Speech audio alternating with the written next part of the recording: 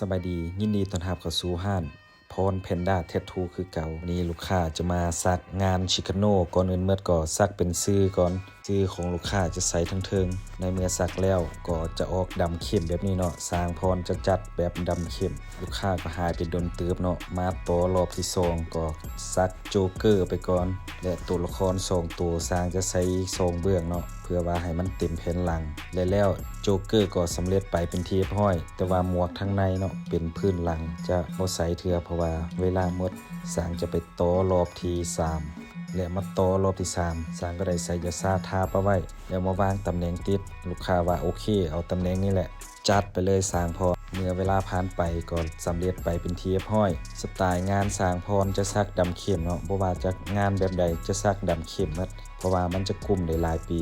สร้างจะอัดเมือกแน่นๆและมาต่อรอบที่4งานสไตล์ชิคาโนแบบนี้เนาะส่วนหลายเขาจะบ่ค่อยให้ใส่ยาซาแต่ว่าถ้าบ่ใส่ยาซาก็บ่ไหว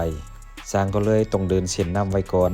และบางบอนสร้างก็ได้ปัดเงาไว้ท่าแล้วและเฮาก็มาต่อรอบที่5และรอบที่5เฮาก็จะได้ออกมาประมาณนี้แต่ว่าบางบอนเนาะสร้างก็ได้เดินเส้นนำปะไว้และรอบที่6ก็ลายสำเร็จไปเป็นที่เรียบร้อยทั้งเมื่อสร้างจะซัก6รอบเนาะลายนี่จะใช้เวลาไป6รอบลูกค้าเป็นคนต่างเมืองเนาะแต่ว่าเที่ยวมาซักกับสร้างพรตลอดแล้วมื้อนี้ลูกค้าก็มาให้รีวิว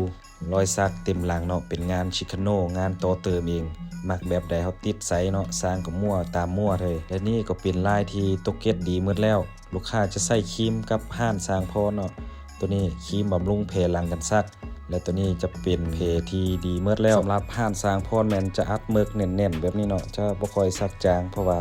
สร้างจะซักดำเข้มเพราะว่าจะให้กลุ่มหลายปีเนาะและสร้างซักหลายๆคนที่ว่าอยากได้เมือกตัวนี้ไปใส่แม่นเมือกไดนามิกฟ้าเนาะสร้างจะใส่ฟ้าสำหรับทานใดที่มักจางก็ใส่ฟ้าขาวก็ได้เพราะว่าฟ้าแม่นจะดำเข้มกว่าฟ้าขาว2เท่าทานใดสนใจซักลายเกลี่ยลายเติมสีลายหรือว่าเรียนซักลายก็สามารถ